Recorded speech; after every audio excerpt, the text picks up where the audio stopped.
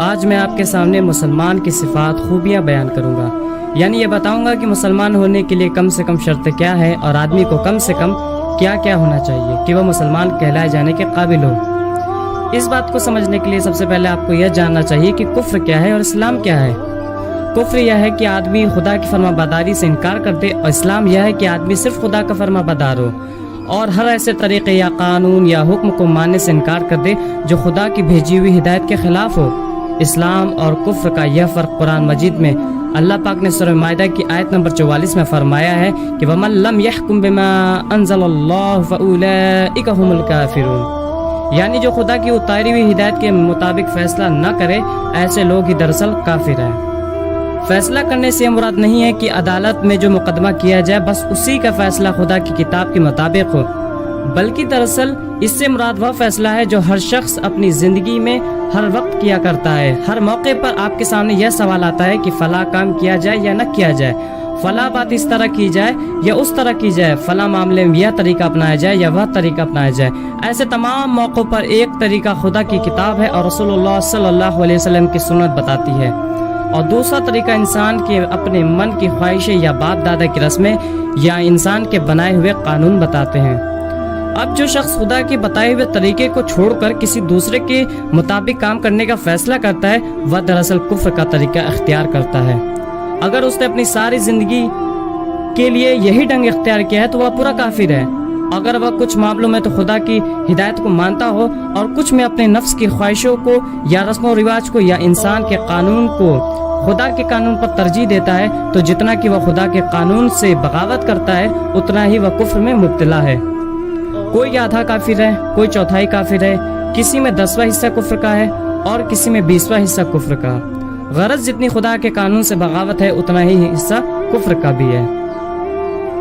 اسلام اس کے سوا کچھ نہیں کہ آدمی صرف خدا کا بندہ ہو، نہ نفس کا بندہ، نہ باپ دادا کا، نہ خاندان کا نہ بندہ، نہ قبیلے کا بندہ، نہ مولوی صاحب، نہ زمیندار صاحب کا بندہ، نہ تحصیلدار صاحب کا بندہ، نہ مجسٹریٹ صاحب کا بندہ، نہ خدا کے سوا اور کسی صاحب کا بندہ۔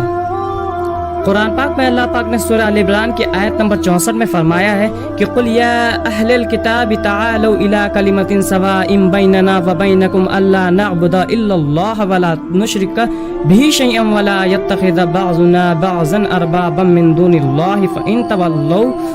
فَقُولُوا اشْهَدُوا بِأَنَّا مُسْلِمُونَ،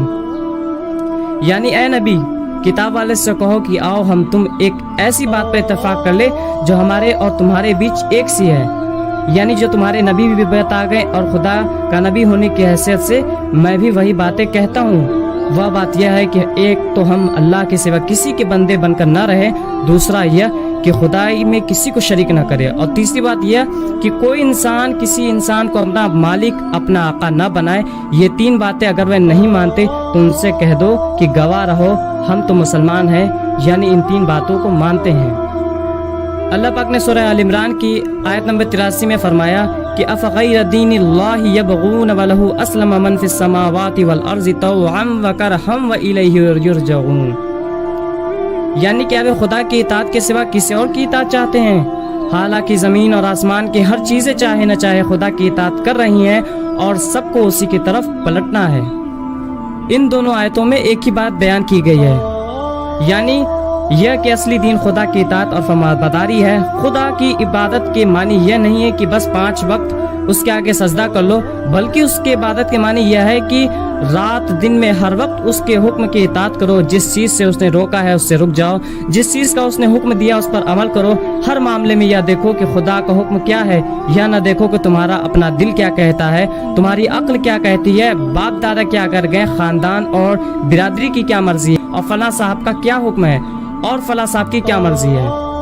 اگر آپ نے خدا کے حکم کو چھوڑ کر کسی کی بھی بات مانی تو خدا کی خدائی میں کسی کو شریک کیا،